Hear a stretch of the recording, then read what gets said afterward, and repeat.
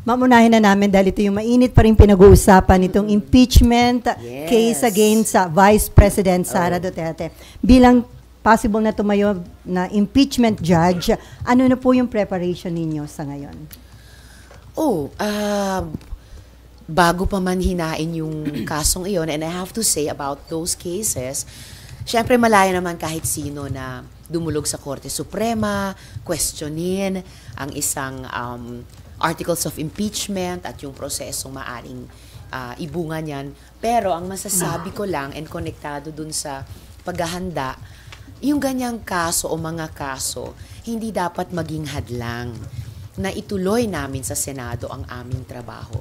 Hiwalay naman di ba? Ang pagtitreat at pagdedesisyon kung sakali ng Korte Suprema sa ganyang kaso sa pagtupad namin dito sa Senado sa aming tungkulin. So, magkapareho at parehong matitimbang na tungkulin yan nung dalawang sangay ng gobyerno sa aming trabaho ayon sa konstitusyon. So ma'am, kumbinsido kayo doon sa stand ni Senate Minority Leader Coco Pimentel na kung susundin yung constitutional duty ng Senate pagdating sa impeachment, dapat immediately umaksyon ang Senate leadership?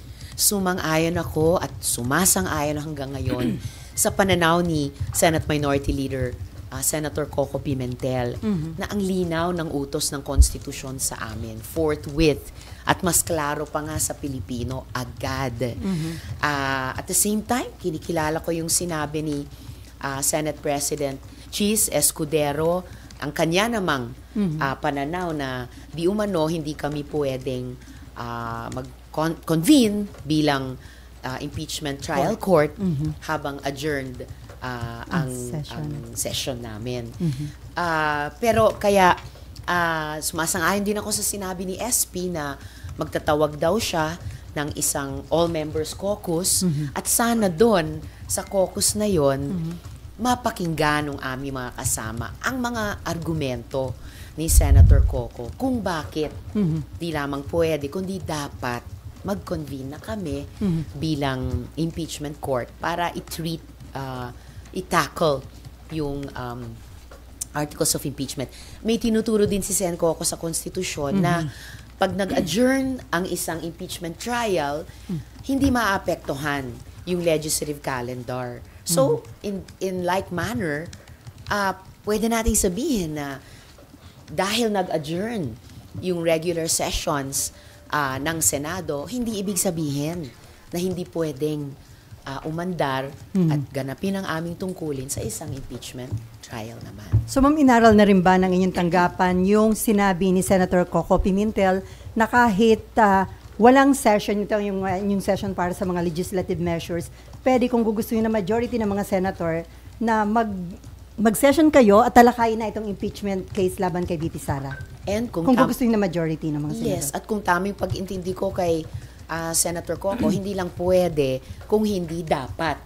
At sinasabi din po yan sa rules, no? Sa rules ng Senado, specifically yung Senate Rules of Procedure, on impeachment trials. So, sa tingin ko po, batay sa sinabi ni Senator Coco at yung pag-intindi ko rin sa tinatalakay nila sa konstitusyon at sa aming sariling rules on impeachment dito sa Senado, walang pumipigil sa amin na i-tackle yung articles of impeachment at mag-constitute bilang impeachment court. Ang kinakatwiran ni SP Chis, nagiging maingat lang siya sa kanyang hakbangin dahil ayaw daw niya na mabigyan ng bala ang kampo ni VP Sara na ma-question ng hakbangin ng Senate sa Korte Suprema. Well, hindi na namin kinailangang intayin yon. Ayan, tumakbo na si VP Sara sa Korte Suprema precisely para hamunin yung impeachment complaint na iyon. So, in a way, the issues are joined. And muli, napapanahon sabihin, walang pumipigil sa amin sa Senado. Ito pa rin ang aming tungkulin sa ilalim ng konstitusyon. Ma'am, before RG, bukod sa inyo, sino pang ibang senador ang sumusuporta sa stand ni Senator Coco Pimentel? At sa panawagang All Senators Caucus? Sa All Senators Caucus, hindi ko pa sigurado kung ilan pa ang sumusuporta sa ideyang yon. But I wouldn't be surprised kung majority na rin sa bilang. Ay dahil ilang beses na rin naman kaming nag-All Senators Caucus sa mga mahalagang issue na hindi kaagad pinagkakasunduan. And at this time, no, sa taong ito, ano pa ang isa sa pinaka-importante kung di itong tanong ng impeachment? Okay, RG. Even before the adjournment nung February 8, never po bang napag-usapan kahit sa lounge or informally yung matter of impeachment among senators? Kasi my point here is, do you think Senator Cheese, SP Cheese, will say all of the things and do all of the things that he has done and said so far without asking first yung kanyang mga kasamahan sa mayorya? Maaring kayo, hindi kayo natanong kasi minority kayo, pero yung mga kasama niya naman, parang ang hirap i-imagine na sasabihin niya lahat ng ginawa niya nang hindi man lang tinatanong yung mga kasama niya sa mayorya, di ba? Well, totoo na may pagka-consultative si SP as a Senate President should be.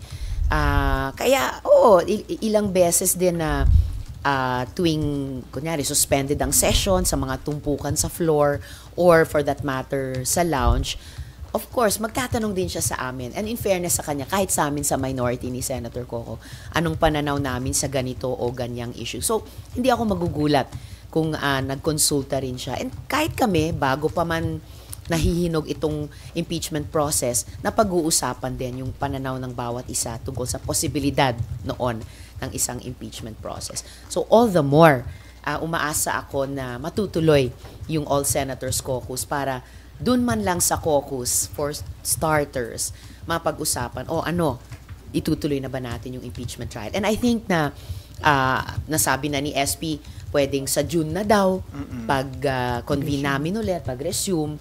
Pero sa tingin ko, at ito yung pwedeng pakinggan ng mga colleagues namin sa mga argumento ni Senator Coco, posible at para sa akin, and I believe para kay Senator Coco, mas desirable at kayang gawin mas maaga sa Hunyo. But why would they want to do that now? Kasi why couldn't they have done it earlier if they really wanted it, diba? Kasi kung may boto talaga yan, kung may numero talaga yan, it could have been done as early as last month or early this month. February pa pala. Totoo, it could have been done earlier this month rather than hanggang ngayon parang napipinto pa yung desisyon kung gagawin na namin o hindi. But at least, kung gagawin na namin ngayong Pebrero o Marso, Abril, Mayo, mas okay na yon kesa sa Hunyo pa. So, once mabuo yung desisyon, tingin ko nga hindi lang desisyon, dapat obligasyon sa ilalim ng konstitusyon ng majority na bilang ng mga senador. Again, I don't see anything standing in our way. Ma'am, how would you address pala yung thinking that you are a sure convict vote because your party mates in the Akbayan are among the complainants in the in one of the earlier complaints? Akbayan was the endorser, not a complainant but the endorser of the first complaint. Pero bago pa man hinain nung aming mga allies sa civil society yung several impeachment complaints, bago pa man in-endorse yung mga complaints na iyon ng iba't ibang mga representante sa House, nire-raise na namin dito sa Senado ng minority, nire-raise ko na rin yung mga issue ng transparency and accountability na ilan sa mga importanteng grounds ng iba't ibang articles of impeachment na inihain sa House. So, bago pa man sa mga party or partisan considerations, siguro mas doon nakabatay yung tingin ng mga mamamayan kung ano yung posibleng maging boto ko o boto namin. Dahil sa mga issue na nakapaloob sa mga grounds. And in the end, syempre, kumbaga, natatanging prosesong impeachment, sabi nila, sui generis. So, bilang Senator Judge, eventually, kung matutuloy na ito, at gaya ng paalala ni SP, magiging impartial, fair, aaralin talaga at titimbangin yung mga ebidensya. Which of course, up to today, ay marami na at mabibigat sa isang parang plain na pagtingin. But again, the impeachment process is unique unto itself. So ako, excited akong gawin yung tungkulin namin and in that proper frame of mind. So can the Vice President and her supporters expect fairness and impartiality from you? Of course, she can. They can. As she could have and they could have sa mga previous processes na magkasama kami o nagharapan kami. And I expect no less from her. Actually, is it really possible for you to set aside everything that happened in the past, especially in the past budget hearing? Kasi immortalized na yung exchanges ninyo sa YouTube, sa SOCMED, and I'm sure it's still fresh in your mind. So parang how can you divorce that, if you may, from the idea of whatever your appreciation of her arguments and her evidence may be during the trial, whenever it happens? well, syempre, nobody can completely divorce oneself or forget what has happened. At kahit yung mga nasa social media, syempre, resibo yun sa aming lahat. But the point is, as has been done by senators before and senates before sa mga previous impeachment trials, yun yung hamon sa aming lahat at hamon din sa akin. To have that frame of mind na, okay, as if nagsisimula sa simula.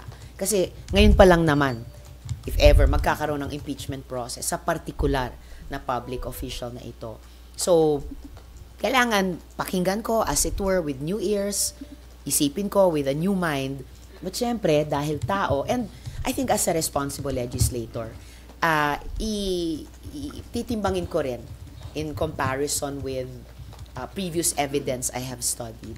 Saka previous na appreciation sa mga, halimbawa, testimony ng mga witnesses about this particular public official. Sa mga articles na maya't maya magbabanggit ng mga issue na tinalakay na rin namin dito dati sa Senado. And I guess that's as good as it gets. So hindi ka naman sure convict vote? Are we talking about certainties here?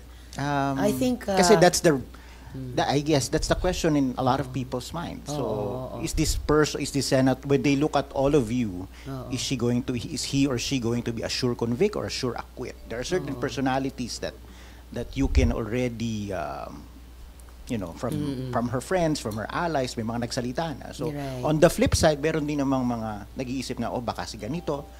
So, I raise that question to you. Sa bagay, merong mga nagsabi na sure na boboto sila ng no. Ako, I guess the fairest I can say is that yung mga kababayan natin at yung mga colleagues ko dito sa Senado, I think what can be expected of me or of all of us is to make the best decision we can make. And then, yung track record na rin namin will come into play. How have we passed on issues before? And I tend to be a very consistent person in my work. So, I'll start from there. So, too early to say na may judgment ka na, ma'am?